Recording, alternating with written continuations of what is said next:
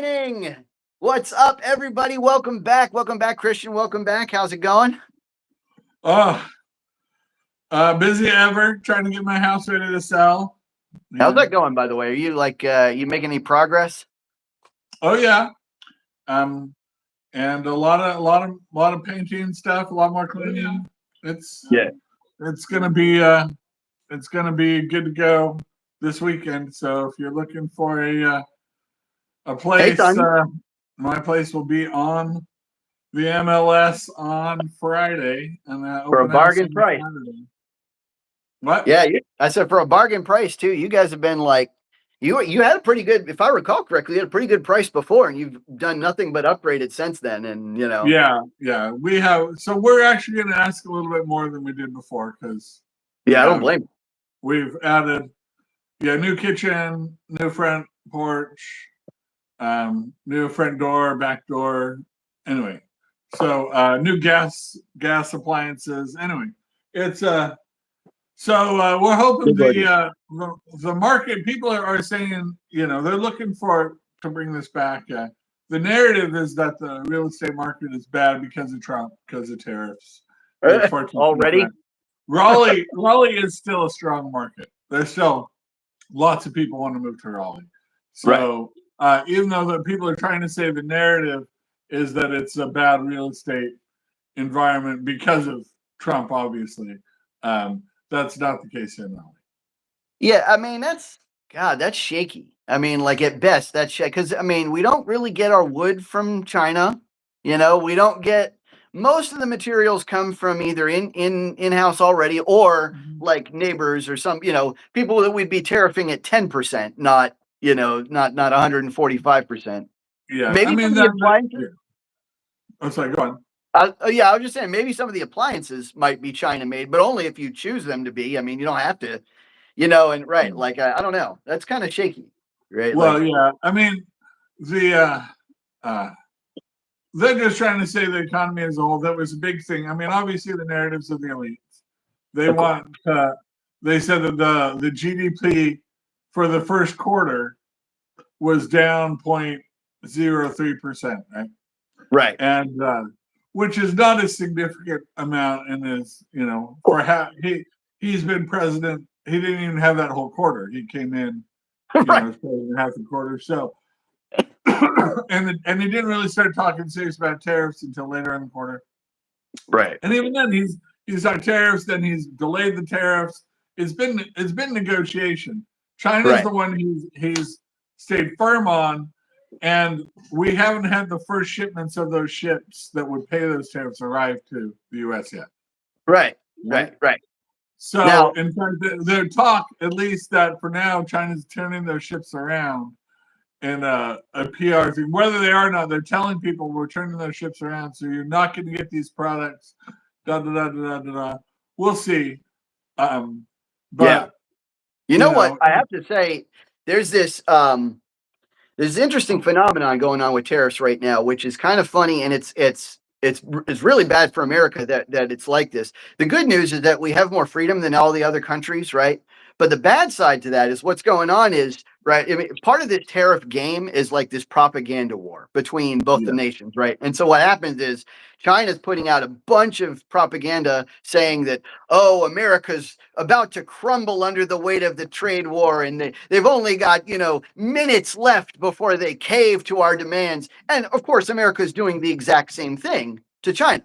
But America is also doing it to themselves because they want Trump to look bad. So it's like America's got both sides of the coin, and China's only got one, right? China's only, because they have total control of all the media, they have total control of all the companies, they have total control of everything. So of course, everything is going to go their way, and they're But it's just funny that we have to battle ourselves in addition to battling China's propaganda. But honestly, I don't think we're going to cave. I mean, maybe we will. Who knows? I don't. Maybe it'll come around that pressure from inside. But I don't know. We're the big dogs, so I think we're the economy that people want to sell. We're the market that people want access to, and where it means something. Selling your products in America is where it matters. And what Trump's asking for is really not crazy. It's just basic fairness. He's not trying to put anything over. He's just saying, hey, look, you're tariffing our goods. You either stop doing that or we just, right? You already started a trade war. I'm just returning fire. If you wanna call a ceasefire, we'll ceasefire. That's all Trump's negotiating for, and it's very reasonable. And to play it as anything other than reasonable is spin. And so let's try to see through that spin. Yep, right. So we're going to talk about tariffs today, of course, a little bit. I'm sure we'll get to that. But the main title for today, the main premise for today is foreign policy, right? Just plain and simple, right? And we're going to talk about the different concepts, the different foreign policy strategies that both Trump and some of the previous presidents in recent times have had, and which ones work and which ones don't. Hey there is no gal like Breezy. Welcome aboard. So what are your thoughts on Trump's foreign policy in general, like just general practice, general strategy? So he's a disruptor, right? And I think he doesn't want to do things. He's skeptical of the status quo, right? Okay, so we did that before. Especially, he's very skeptical of the Obama administration and the Biden administration, right? And so is not inclined to just continue on with what they were doing, and so he's willing to be to go against the flow, and so that means sort of talking tough with our allies, right? And trying to privately be more friendly to our enemies and see what happens. It's like, well, let's try this, and it is just talk. I mean, we haven't like launched missiles against our allies, or or anything like that, or like put flaming dogs of piles of dog poop on their doorstep or anything like that. Like, right? We've just tried to, we've tried to bring up some of the things like, hey, you're not treating us fairly on trade, or hey, you've agreed to do this, such and such a thing, like on defense. Would you mind living up to those commitments? We'd really appreciate it. That's crazy. So in general, I think his foreign policy is to question things and not leave things as status quo just because that will get him good headlines from the New York Times, right? So he's feisty. He's willing to mix it up, even if there's a negative short-term implication if he thinks it's better. Right. Yeah, now I can definitely see. Now, it's interesting to me, being in business, I kind of have some of the, I mean, not anywhere near the level of experience that Trump had in business, but, being a manager for a long time, I did have kind of, the business eye. And I will say that in business, one of the things that's just absolutely essential, right? You just have to do it, is to do this kind of thing where you shake things up every so often, right? Not because people are necessarily doing things wrong necessarily, although almost invariably they are, right? And that's the whole reason to do it. But it's just to like keep people from becoming complacent, to keep people from getting like used to status quo, because a lot of times status quo isn't in your favor. And I think Trump is just pointing that out with regard to tariffs, with regard to like our place in the, the defense aspect of NATO, with regard to like our position in the Paris Climate Accords and WHO and stuff like that. All of these, like, essentially they're just bad for us positions, and we've been doing them for forever. And it's extremely ironic to hear the words so often from the left that like, it's worked for so long, why don't we just keep doing it? And I'm like, isn't that supposed to be my line, right? I'm the conservative. I'm the one that's supposed to say, hey, this is what we've been doing, let's just stay there. And it's, but instead I'm getting it the other way around. I'm getting this whole like, this is what the Paris Climate Accords have been fine for, the WHO has been fine for all this time. And then it's like, has it though? Like, has it really? And I mean, like, all this time, these tariffs have been debilitating and have like literally bled us dry of our manufacturing jobs and stuff like that. And I don't pretend to be a tariff expert, like by no means. And I would love to have. Maybe we should try to find like someone who's at least got some macroeconomics degree or something like that, and bring them on the show. Maybe explain, him or her. Maybe they can explain it better to us, because I feel like I'm in the dark. It's amazing to me how often I talk about. Yeah, go ahead. Well, the economic policy is pretty straightforward. It says, hey, if it costs us $1,000 to build a mattress here in the United States, but in Guatemala they can build that same mattress to the same quality for $200, we should 100% close down all our mattress factories, have them produce mattresses for us, and retrain our mattress employees to do other stuff that's more profitable. Right? Mm-hmm. That's the general economic policy, and it's like if we can buy it so much cheaper than manufactured, then we should absolutely do that. The problem is, the foreign policy is there is a what we run into where we have supply chain issues where we have no manufacturing, we can't produce things, and it becomes a national defense or sort of a self-sufficiency sort of issue. Right. When it goes to such extremes. And so, yes, in general, right, if we can send stuff over that's made cheaply, buy it from them, that's fine. And then we sell them something that we can make more cheaply. Problem is, what we were finding is like when we go back to sell things to China, they block their markets. They're like, oh, and tariff our goods. We're like, whoa, we're giving you access. Like, what's going on? So there's the sort of foreign policy issue of our enemies, what they're doing to it. But in general, economics says people are better off because our dollar has more spending power, right? When goods are cheaper, even if they're being made out of the country. Right. But as with everything, when you take it to such an extreme, it's like we love immigration, but you get too much immigration, it's too far. And people start gaming the system. And that's the thing is that Trump feels like this sort of general principle that's usually good has been taken to an extreme that's too far and is weakening us, and that we need to re-examine it. No, are we going to restore are we going to manufacture everything 100% back in the United States? No, not at all. But just getting some jobs back here or some things back and having a little bit more of a fairness, I think is all it, something a little bit more reasonable. And I think it's common sense. I don't think he's trying to be extreme on that. I think it's just a little bit more, let's shift back a little bit more manufacturing to America for national defense purposes. Right. Pharmaceuticals or something. Something that we really can't live without in a pinch. Well, one of the things that is always, I've always wondered why there aren't like sunset clauses on some of the things that we've given all these other nations. Like for after the Marshall Plan, we were giving them, we were really bending over backwards, which made sense at the time. Yeah. But like it shouldn't have lasted forever. You'd think like 10 years, 20 years, 30 years, maybe. And then revisit. And then obviously if you've got the sunset clause on it, we've got this thing where we can just come to them and say, hey, look, we had this going for so long.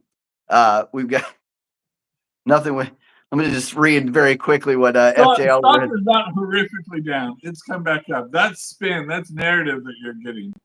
Oh, yeah. We're talking about foreign policy. So one of the things foreign policy is, especially with our allies, maybe when we're making agreements so they're agreeing to fund the military or something, maybe back in the 1980s, Sweden or Denmark or one of those countries was maybe their economy was struggling a little bit. So we said, okay, it's cool. We'll let you slide for a little bit. And then that becomes, they slide for the next 25 years. And we're just saying, hey, your economy is doing great. The conditions that we gave you that pass for all those years ago don't exist anymore.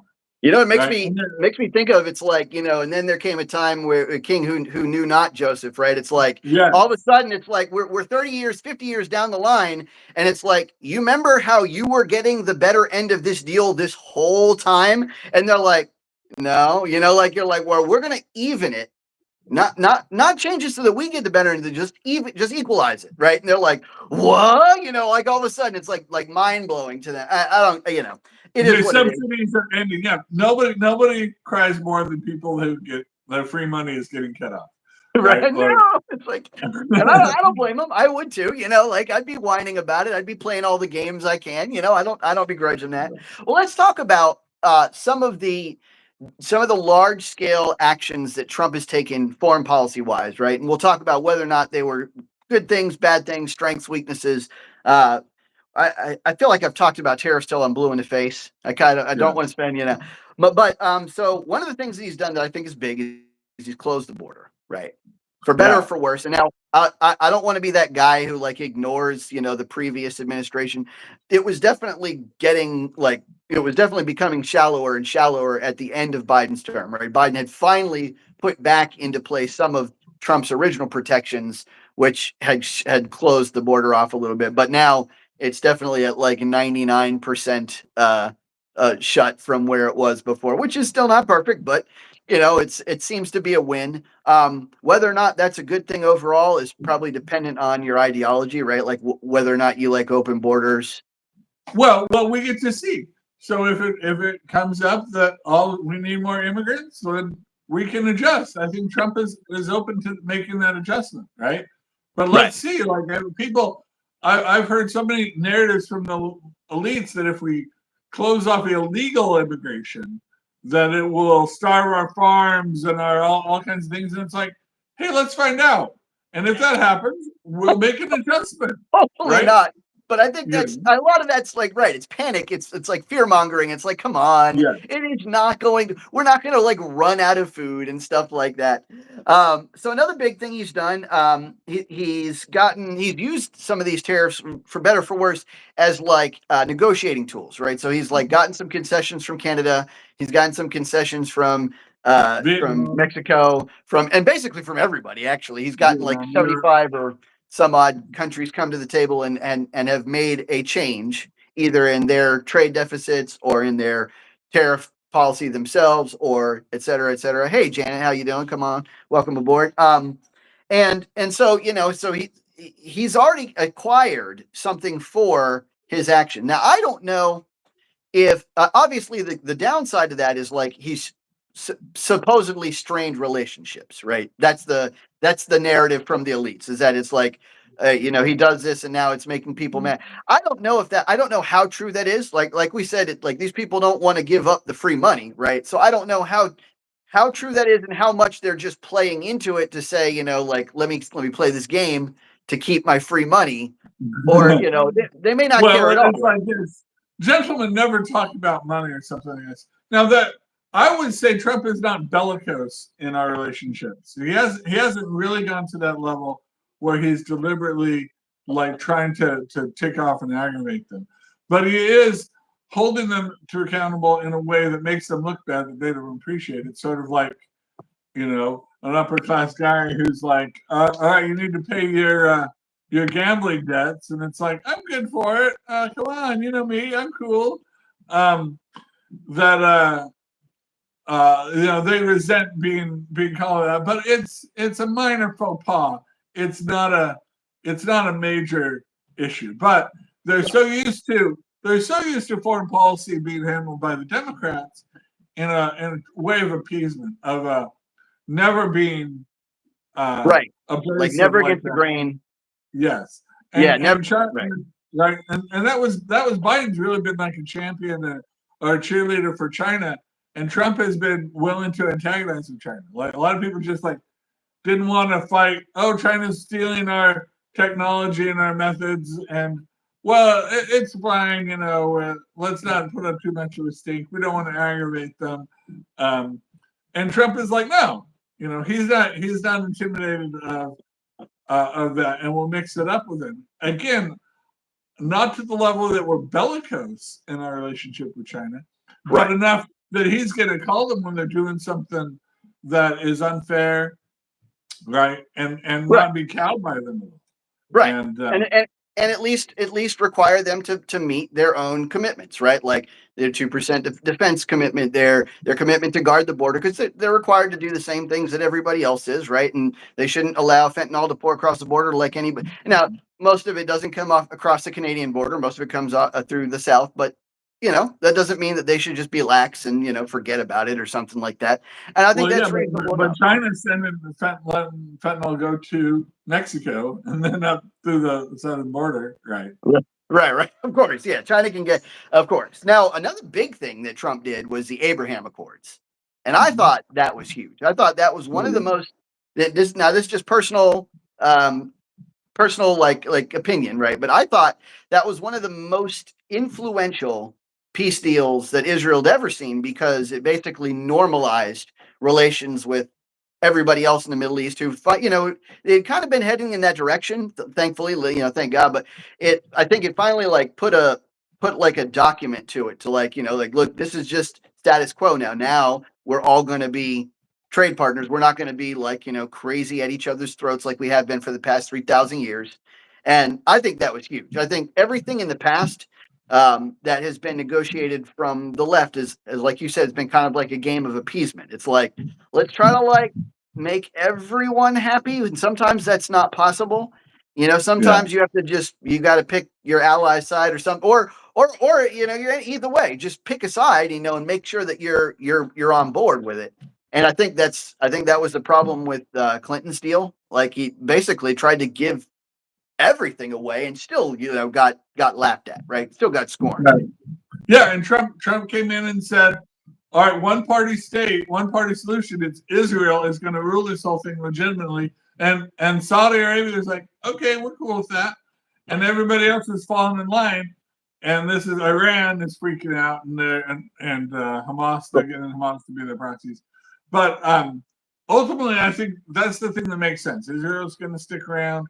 Trump embraces that. He's not going to be cowed by ticking off people that already don't like America, right? So we're going to move our embassy to Jerusalem. We're going to call that the capital. Oh, you don't like us? You didn't like us before. Like, I'm not worried about your public opinion. This is the right thing to do.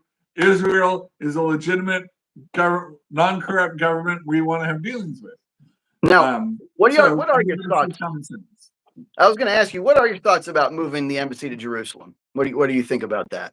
Again, the only reason not to do it is because you thought you'll hurt some people's feelings and get some people riled up by further legitimizing Israel. And it's like, of course Israel's legitimate.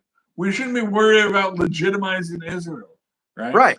And didn't we promise them? We promised them we'd do it too, didn't we? I think. Yeah. I think we said we were going to do that for like years and years and years, and it's like, of course, that would be there. Of course, that would be there. Yeah, I don't understand why it wouldn't be.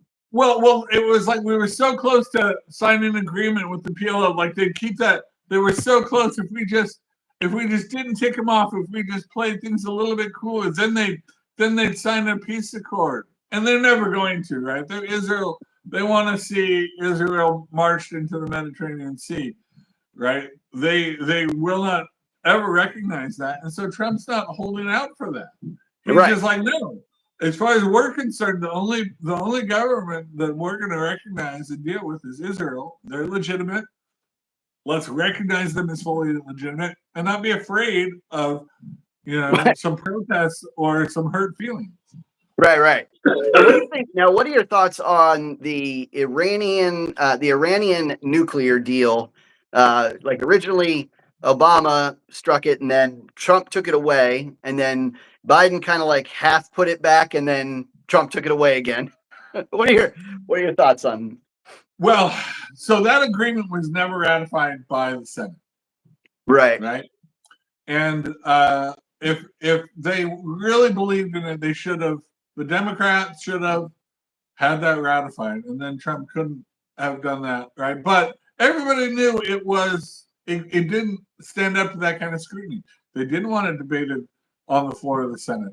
They didn't want it to be a big news story because when the truth of it comes down to common people, voters, we're not going to be happy with Iran being treated so well. Now, the Persian people are great. I've known a lot of Persian people who are moderates, but the government in Iran is extremist, is actively violent, anti-American, funding terrorism against our allies, and should in no way be appeased. But the Biden administration, and we can't trust them just because they say they won't use their nuclear discoveries to develop nuclear weapons. They have no track record of that being trustworthy. Right. So and that's why it never went through ratification. So it was never really an agreement. Yeah, I think it was wise to be skeptical of it. Yeah, I always wondered about. Of course, I didn't really. This was like a time when I was less like political savvy too. I wasn't paying attention like I am now. But when now that I read over the deal, and it's like, it expected Iran to like hold these uranium stockpiles down to like a certain level, and I don't think they were doing it anyway, right? Like, I think, and they admitted that they weren't after we left, of course, like openly, but I don't think they were doing it before then either. I'm guessing they were always like just kind of like doing whatever they wanted to do, maybe kept it quiet, maybe, but like I didn't really understand and then of course it gives them so much extra money to play with if you take away all the sanctions to like launch an attack. Oil, they can start selling that oil. Yeah. Now, JC says what has normalization brought?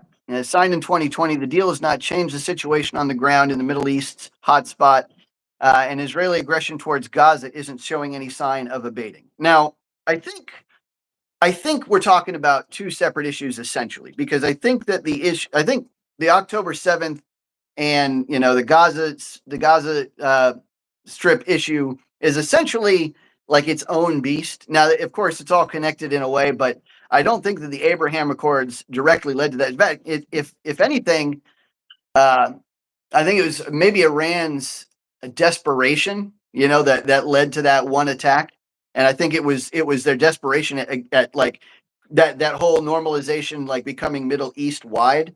And if it ever does succeed to that level, then Iran is just they're the last holdout, basically the last ones left, and they're going to be in bad shape. Now, as far as Gaza is concerned, I got to say they had a deal, and their deal was on the table, and they should have just immediately turned over all the hostages, been happy with it. Instead, they launched rockets, and I'm like, you got me. Right, I can't cope with that logic. With no matter how hard I try to figure it out, I just cannot understand how you can be in a situation where you will 100% get crushed by somebody, and then you're like, rocket. I'm like, they want. I think they want to get crushed, and then just have people like say just like Israel, but realize they have the power to surrender. But back to I guess the foreign policy, right? I feel like the previous foreign policy was they put a lot of work into it. There was a lot of effort into coming to agreements with Iran. Iran is very, hard to deal with, and so they felt like they'd opened up some things and made some progress, and then Trump just threw it out, right? And partly like discarded all of their work. So foreign policy isn't just for the sake of foreign policy. Isn't like, let's give these guys something to do. Like, it's got to be in our interests. It's got to be, and they say it was in the interest of safety, but when the other party's not being trustworthy, it's not generating safety. And Israel has been very clear they will use military intervention to stop Iran from having any nuclear devices. Right, that's something they won't allow, and so maybe that's something that regionally we need to let them sort out. But maybe, but but our agreements, like any agreement we make with Iran, we can't trust that they're going to live up to it. Yeah, I mean that's a complicated. That whole zone is so complicated. Like, I'm not going to pretend to be an expert there either. It's just like, obviously ultimately the game is just about us, right? It's like, do we lend support, or do we just like stand off and watch whatever happens? I'm inclined to do the latter. That's just me personally, because I've always just been a kind of a more of an isolationist than an interventionist. But I also believe in people having self-determination, and if you've self-determined to fire rockets at a vastly superior force, that's there are consequences. And I think part of the thing you talk about logically, you can't connect with them. It's culturally, their logic is very different from ours. Yeah, that's fair. Their value of human life, what they're willing to accept as far as casualties, is what would be 100% unacceptable to us is not unacceptable to them. Right? We see that in Russia now. They're willing to accept 500,000 wounded and dead to achieve their goals in Ukraine. no way would we accept that kind of casualties, Right. right? We would, 30,000 casualties in Vietnam, and we're out. We're Right. losing that war, and so yeah, we fundamentally, I think, when we try to understand that they're just like us, they're not. Yeah. Right? And They're not like us. Yeah. their intrigue, their level of intrigue, their level of commitment, and the willingness to endure um, Yeah. depravity and squalor and even death is far beyond what we can appreciate. Right, and they have a like a much larger time scale on under which they employ strategies. Like America's thinking, like next 20 years, next 30 years, this is what we want to see happen. They're like next 1,500 years, we're gonna try to like slowly, like just very very slowly like creep in through Europe, end up in the UK and Manchester, and like and just kind of like and procreate and take over. Like I gotta hand it to them. That's a very like. You got to be disciplined to hold on for 1,500 years, to employ a long-term strategy like that. Melissa says that Israel should not be the only one to protect themselves. I agree. I agree that they shouldn't. And at the end of the day, they're our ally. They have our support.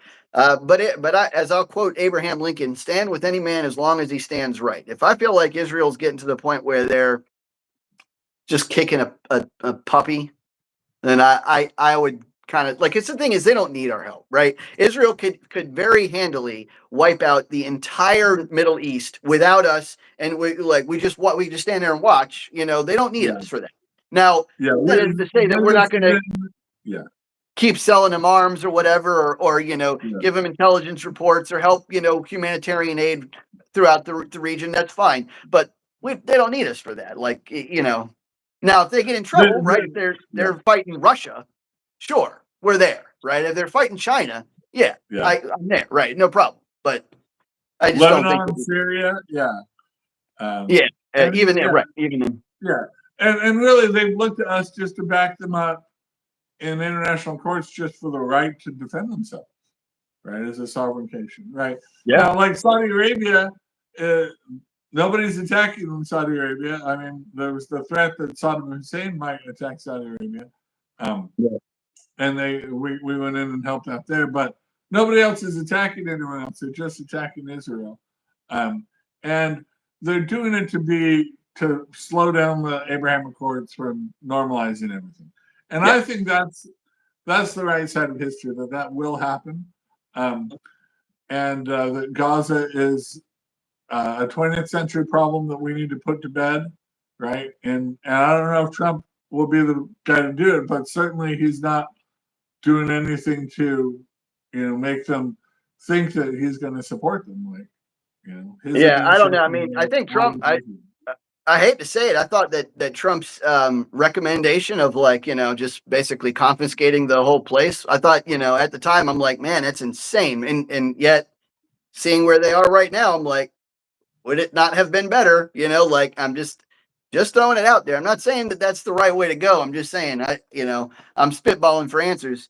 Another thing that I wanted to ask you about was, what are your thoughts on, so the one essentially, I mean, he made a couple of like minor military actions here and there, but the one military action that I think Trump actively made was those strikes in Syria, right? After the chemical attack. Syria is kind of an oddball to me.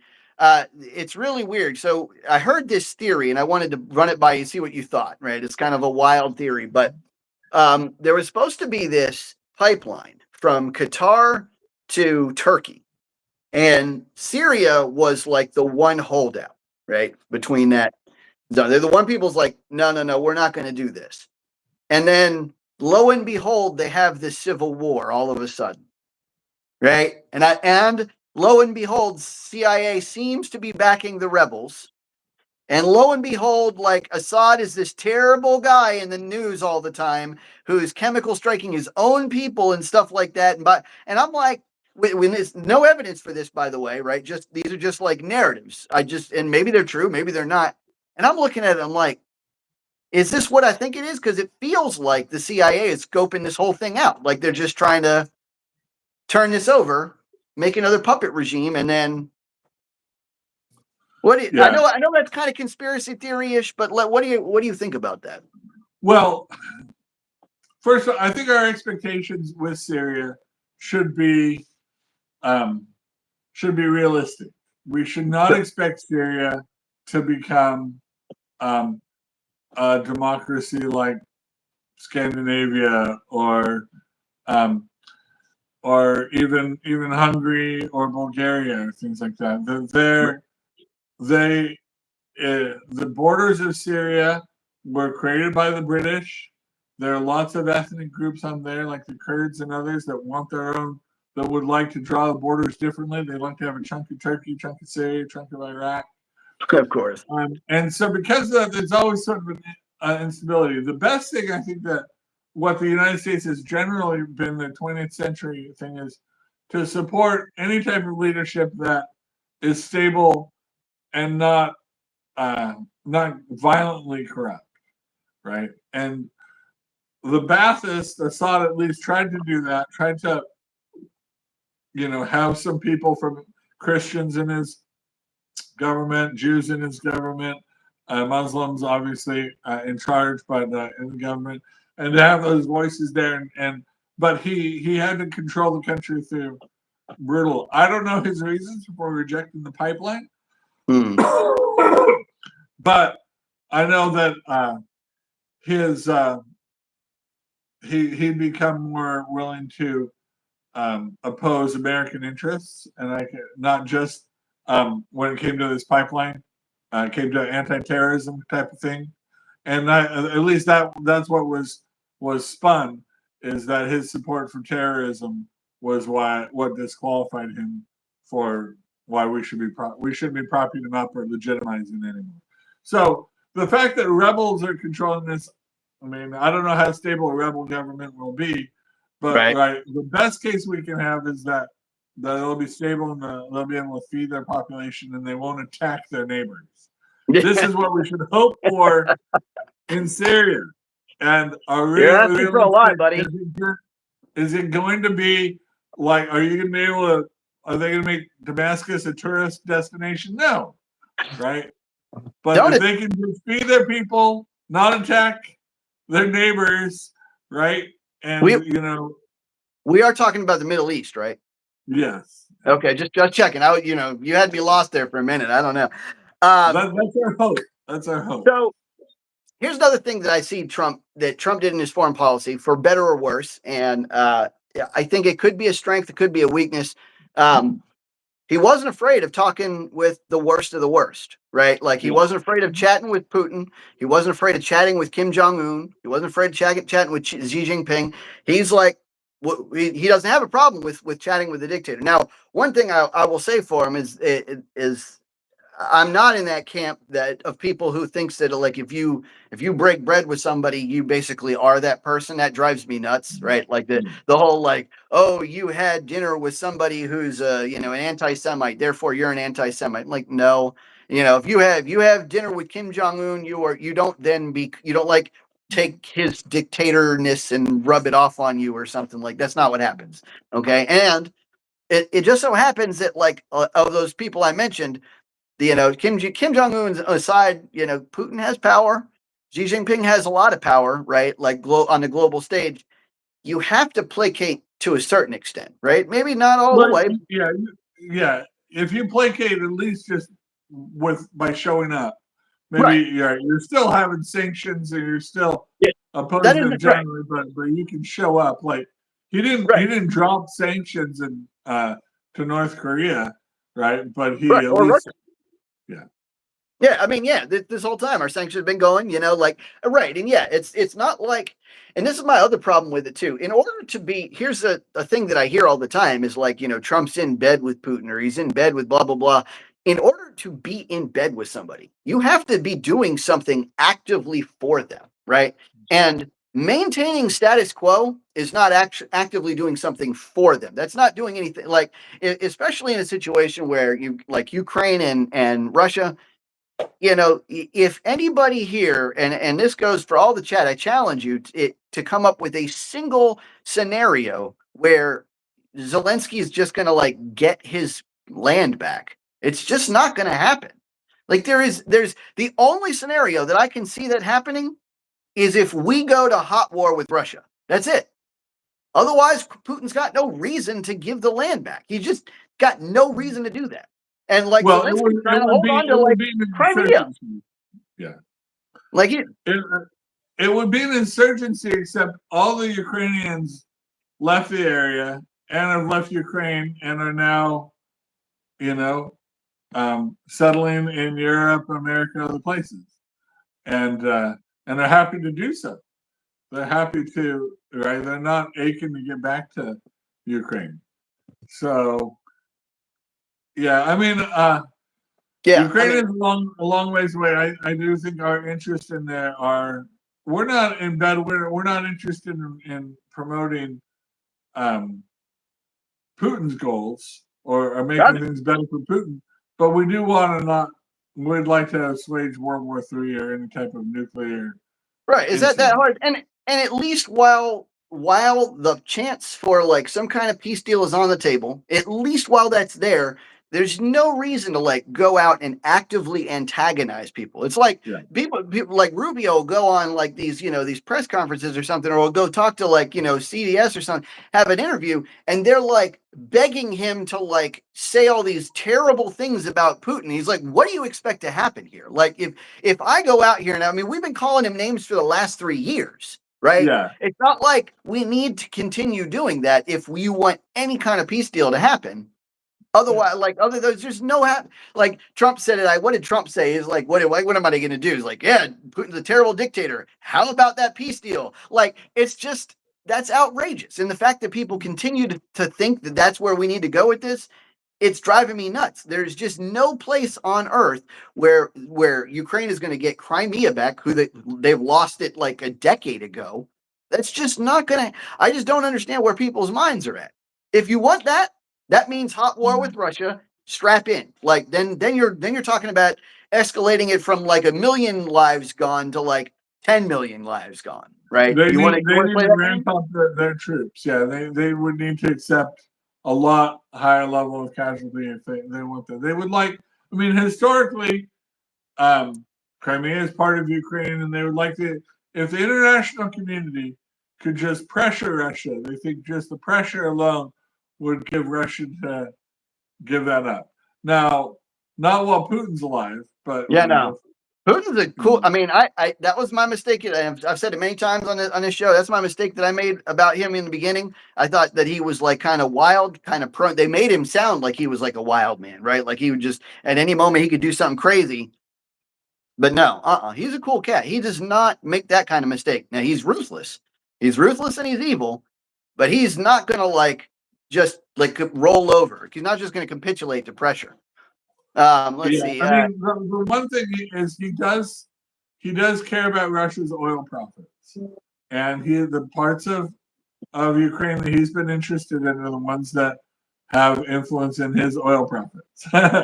So he could be motivated by an interest in if he could make more money somehow by relinquishing control of Crimea or whatever.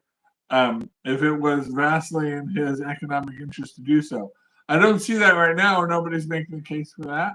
But that's really how you speak to Putin, is because again, Russia is willing to accept casualties and defeats to a level that would be completely unacceptable to the West. Right? We cannot appreciate that. Things that would be just catastrophic here are just like whatever. We've got to be tough out here in Russia, and it's just sort of an expectation. But if we can appeal to his, it'll be better for your economics. You'll have more stability. Your country will be wealthier if you do these things. If we can show a path to that, that's how we'll get him to. Right. Absolutely. So let's take a look at some of the comments here. So JC said he also left North Korea and Russia conveniently off the tariff hit list. I mean, he's still tariffing them at the same rate as everybody else. He's got to focus on the North Koreans. Nothing. I mean, That's not a market. He's got to focus on China at the moment, one trade war at a time. I think that's reasonable enough. I don't think that leaving them off a hit list, like making them different from anybody else. Again, you're not doing something for them if you're just putting them at status quo with everyone else. That doesn't make any sense to me. Now, What, North Koreans buying American-made guitars? Come on. Some of the sanctions are still there, so I don't see that changing at all. And a lot of those are like essentially like tariffs, right? They're essentially like financial penalties. So I don't know that he did really leave them off. I mean, technically they're both still there in a way. In Dalasio, I'm not sure I'm pronouncing that right, but in anyway, he says usually in any strategic warfare game, you want to avoid picking fights with your allies and helping your enemies. So this would make sense if you're playing a game. Picking fights. So you go ahead. But I would just say this would make sense if you're playing a game with like 5 people, right? And you've got these very, very simple diplomatic rule sets. But I don't think it's what you would want to do when you have these extremely complex diplomatic rule sets where for example, the only way you're going to get someone like Putin to the table is if you're able to produce something for him that will entice him, that will appetize him, right? And then the game is do you want to what is your ultimate goal, right? What's your objective? What do you want to minimize? Do you want to minimize loss of life? Do you want to minimize the loss of Ukraine? Do you want to minimize the movement of borders? Because this is what I hear a lot of people in today's society are like asking for. They're like they just want borders to never change again, like ever, for the rest of mankind, which is a very optimistic goal. That's very ambitious. Don't get me wrong. And if you can make that happen, great. But I just don't see that happening. I think that we've moved borders for all of mankind. We're going to keep moving borders for all of mankind, albeit maybe Pax Americana has brought some stability, I hope. But now when you're in a situation here where Putin and Ukraine and Russia are losing like 2,000 people a week, right? Like, how long do you want that to keep going? Is that no big deal? Like, do you just want to like throw Ukrainians and Russians at each other like they're meat on a stick? That's up to each individual person, and I'll respect your own personal opinion. But meanwhile, I don't want to play Russian roulette with life like that. To me, it's far too important. Like if I can just give up Crimea to save 1 million lives, I'm on board with that. I don't know about you guys. I'm on board with that. What do you think, Christian? Yeah, I agree. And I think it's a narrative to say that we're picking fights with our allies. We're not picking fights, right? But we're not shying away from holding them accountable for their commitments, right? That's different from picking fight. Just doing something that upsets them, right? That's sort of like the standard they say if a white person does anything that upsets a person of any type of minority, it's racist. No, racist is an idea that you're superior or anything like that. Just doing something that upsets them or that they prefer we not ask them to do is not picking a fight. It's not bad foreign policy, but right. it is reminding them that we're not going to be pushed over. We're right of what they've already agreed to. We're only asking for what they've agreed to and for fairness. It's like that's it. Right? So they call us a bully, but we're the bully who's saying everybody should eat their own lunch. Right.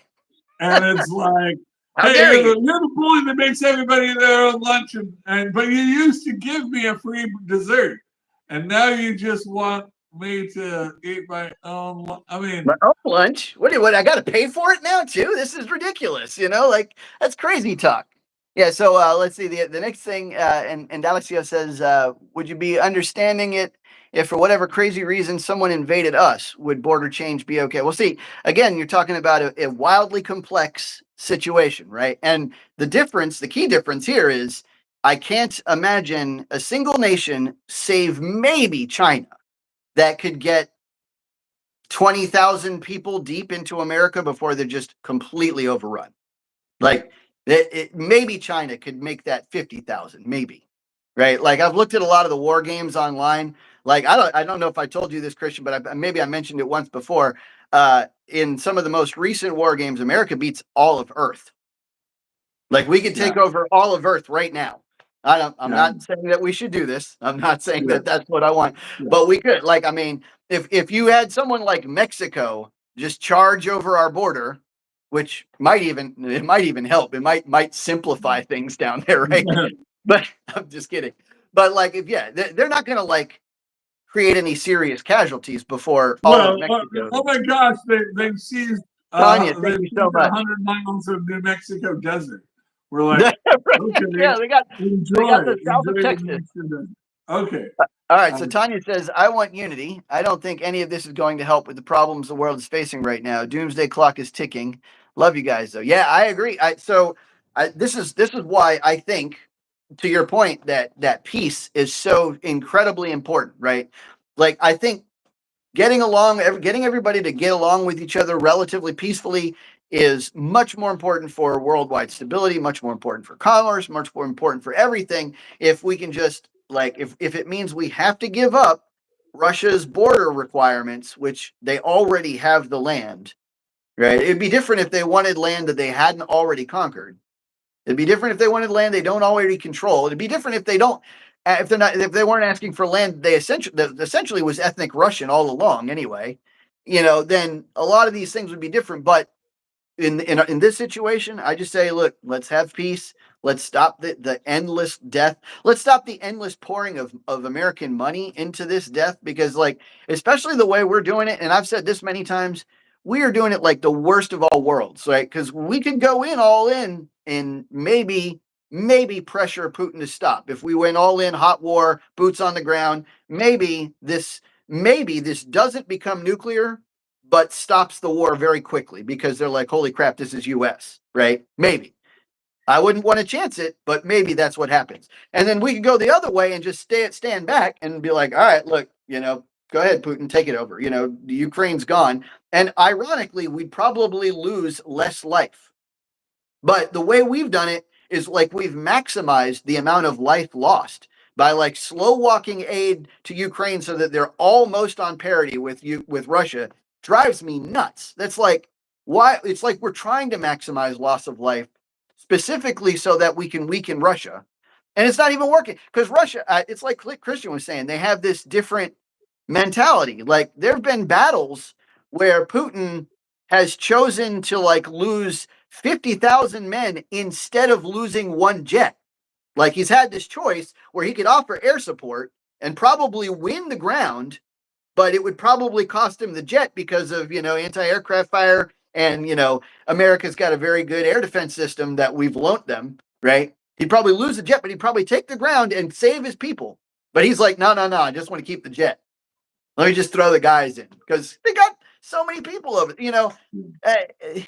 and this drives me crazy. Like, I see that and I'm like, that's horrifying. It breaks my heart.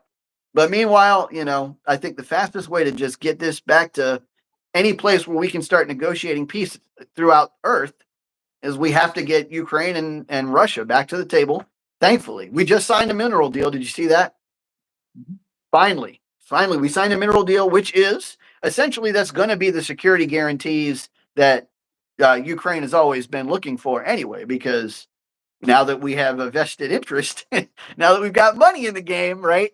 We're not going to let them fall off the wayside. So that's just my 2 cents on that. I think unity, Tanya, there's never going to be a unity. But because there are people, there are always a generous sprinkling of jerks. Like, I don't know why North Korea wants to be bellicose.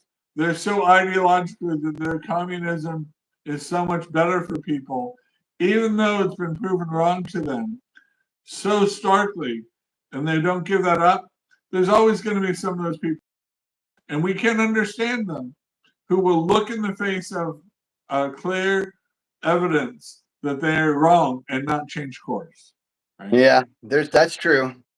Right. I mean, so I will say this. Sorry. Go on. No, yeah. I will say this. I think I'm a little bit more optimistic than Christian is there. I think that unity is possible, but it's going to take something serious. Like, my opinion is that it's going to take like an alien invasion or something like that, or maybe the AI revolution when that comes to take us all over and enslave us or something like that. Then maybe we'll all fight together as humans. Like maybe. But I don't think that we're gonna. I don't think we're just gonna come together like because of like I don't think anybody's just gonna wave a magic wand. I don't think that Putin is just going to like start loving everybody else. I don't think that, I don't Well, think that, yeah, Putin is greedy. He cares about money and wealth and like what makes sense, right? What makes his oil markets better. So people have interests are so different, and then cultures are so different. But if we can come to a point where we can, our goal is if we can come to a point where we all value human life the same, that would be huge. But obviously we don't, and that's I think part of the big disconnect with negotiating and trying to come to peaceful terms with countries. Like, we don't want war. Why are you starting a war with a country that's clearly better at war than you, and you're going to lose millions of people for very limited gains? right. Something that would be, insane to us, for them, it is, and so Right. that's And great. then, and there's also like it's like not only those like microcultural differences, but there are like these macrocultural differences. Like there, some of the goals of some of the cultures is specifically to take over the rest of the world. Right. Like that's just how it is. I wish it wasn't like that. I really do. I mean, but like there's literally some goals of like some of the cultures here. That's their only goal is to just like to make everyone, for example, Muslim.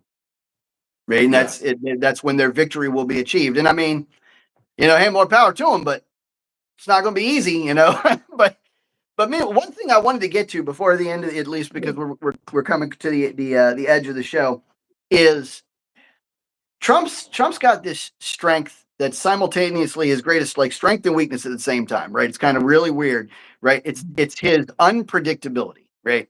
He is like kind of erratic, right? Even today, right, with economics and tariffs and stuff, people are like, "What is he going to do?" Like, I don't know. Like, is he going to do this? Is he going to start? Is he going to stop? Is he going to do like? And they don't know. And it's like that with I remember him saying, "It's like, well, I've got this big red button, and if you mess with me, I can press this big red button, and mine's bigger than yours, and it always works." And it's like, is he bluffing? Probably. But like, what's the chance that what if there's like a 2% chance he's not? It's like he's just he has that like craziness like level to him that makes everybody else like kind of stand in line. And it's ironic because you look at the flip side of that, like you look at the polar opposite, which is Biden, who is very with the grain, did almost always exactly what people expected him to do, and yet instead because of that insane amount of predictability, it was like things like Afghanistan withdrawal took place. Things like the invasion of the Donbass region took place. Things like it's like when people see that kind of like calm, soft predictability, then you don't look like you don't look tough. You don't look hard. And I hate that it's like that. I hate that you have to be like unpredictable to project that strength. But maybe that's something that Trump's got that he's got a strength that he's just he can pile forward. I don't know how to. There's probably like a happy medium, right, where you're just projecting enough strength to really like make people stand in line, but you're also not so wild that the markets are like oh god, oh god, oh god, Well, and I every mean, there's markets. There's some markets. there's some narratives. The elites care about the markets more than the common man, and the elites don't like that. So even the markets drop, they kept coming back, and they want to give Trump all the blame for when the markets have a bad day, but not give him any rewards for when the markets are covering him good days. Look, we need to just see common sense for what it is. The stock market is not the economy. It's not the end of everything. And right, we can make changes, but for now, Trump is saying, right, let's try having a little bit less illegal immigration. See what happens. Let's see what happens when we try tariffs. And the goal of his tariffs is just to get an even playing field, get other countries to drop their tariffs against us. Let's see Yeah. where that gets us. and let's see if we get investment in manufacturing things in America, and see where that goes. And if it's not achieving what we wanted to, we'll make some changes. But let's try that and see where that is. And I think he, the big thing is he told people during his campaign that was his agenda. This is what he wanted to do, right? It's not like he hid this as an unpopular agenda. He said he loved tariffs for a long time. So we know this is part of his plan. And frankly, Now, there's going to be fluctuations in the market. oh, thanks, Tanya. Yeah, so just set to next topic, please. Doomsday clock is set to 89 seconds. Are you familiar with the doomsday clock, Christian? Yeah. So there's a lot of factors, right? Tanya brought me back onto this concept, which I had seen it a while back and in a couple of different ways, but very interesting. So I think it's got a lot of things that are probably not that big of a deal. One of the things that we actually could touch up on that's on the doomsday clock, that's also part of what people would call foreign policy, I guess, is climate change, right? Climate change is a big thing. Like, as you know, Trump withdrew from the Paris Climate Accords. There's a lot of like panic that goes along with climate change. Now, one of the things that I want to say, like, very, very clearly, so people don't think I'm like some nut that hasn't ever looked at a scientific study before, I think that climate change is a real phenomenon, right? I think that climates change all the time. I think that our climate is changing in such a fashion as to increase the amount of carbon dioxide in the air, which will harden the atmosphere against energy release, which will make it hotter over time. Now, that having been said, that's about all I can say with any surety. And I think it's interesting when people think that they can say more, because I don't think that the science says any more than that, right? I think that there's a situation where one of the things that people maybe don't do or don't know about climate change is that the hotter Earth gets, the more energy is naturally released into into space, right? So no matter how hot it gets, there will eventually reach a point of equilibrium, right? Maybe it's 3 degrees hotter than it is now. Maybe it's 5 degrees hotter. Maybe it's 10. Who knows? It depends on a lot of different conditions, but there will come a point in time where it gets that maximum zone, and then it's not a problem anymore, because then you've reached equilibrium again. One thing I'll just say on climate change real quick is that my preferred method of dealing with it is to increase the technology that manages the problem rather than to decrease the use of all other technology, right? Like, I see people do this thing where they're like, we don't want anybody to use, electric heaters, and we don't want anybody use this and that, and we don't want nuclear power plants because they're scary, and we don't want this and we don't want that. I'm like, well, then what are we left with? Like, we're just left with nothing then, right? Well, yeah, they actually are terrified of the third world country industrializing and joining the first world, of third world countries having cars and refrigerators and living the standard of life, which, right, as a public policy, I can't support that. I think a lot of the public policy aims of climate are really where I oppose them. But as far as the doomsday, I think the biggest thing on the doomsday is the North Koreans are so unstable. They're the ones more likely to try to launch a missile. And the tensions between Iran and India and Pakistan. I don't think the U.S. is to blame. I don't think we're willy-nilly about and being flippant about the use of nuclear weapons, but or causing that. But there are people out there like North Korea should be an irrelevant country, but they like to, but by threatening that they're going to do something crazy with nuclear weapons, get some attention, and that's all they want. Right. Right. That's it. They just want to be right. They want to they puff their chest up a little bit and be a bigger player at the table. And honestly, yeah, I mean, there's a lot of things that America just helps with on that doomsday clock. Like climate change, for example, is a great example. Like, we're cleaner in the way that we execute even our dirtiest stuff, right? Than most other, third world countries. China, good grief. China's like, it always amazes me that we like outsource this stuff anytime we want to improve it. And when I'm like, no, we're the ones with all the EPA regulations and all the, whatever. But Yeah, microplastics are a danger.